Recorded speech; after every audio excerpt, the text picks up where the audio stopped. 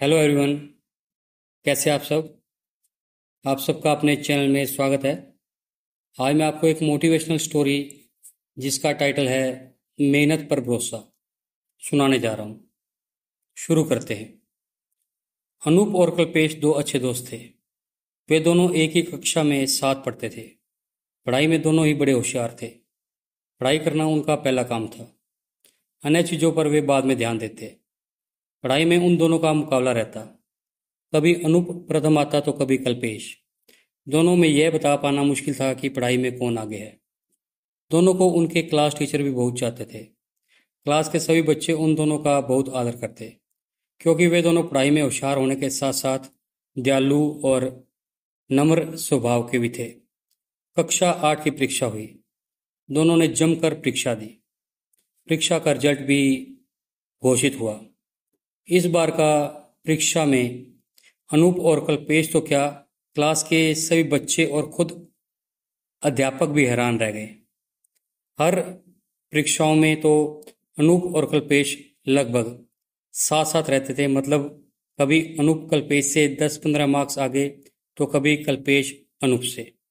मगर इस बार न जाने क्या हुआ कि कल्पेश ने अनूप से लगभग 50 मार्क्स से बाजी मार ली। परीक्षा के रिजल्ट के बाद दोनों स्कूल से घर लौट रहे थे। अनूप ने कल्पेश से कहा, क्यों कल्पेश, इस बार तो तुम मुझसे बहुत पीछे छोड़ गए। मेरा ऐसा कहाँ भाग्य है जो तुम्हारे जैसे मार्क्स पास हो। नहीं अनूप, ऐसा तो नहीं है, मुस्कुराता हुआ कल्पेश बोला। वह अपनी प्रशंसा सुनकर फूला नहीं समा रहा था।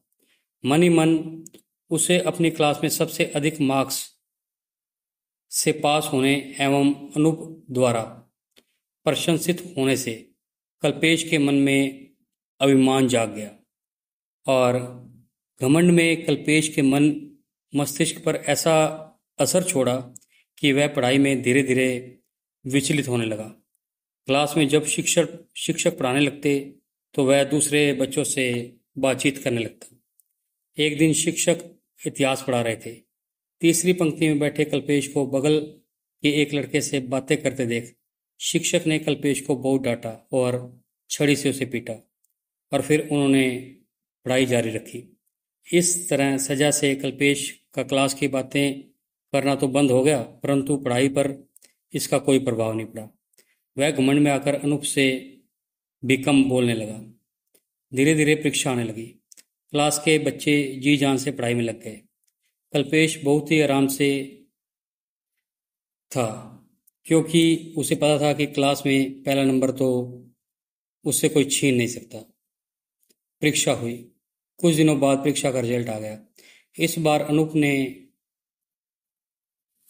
देखा कि वह पहले नंबर से नहीं आया, जबकि कल्पेश इस बार अपनी परीक्षा का रिजल्ट देखकर चौंक पड़ा।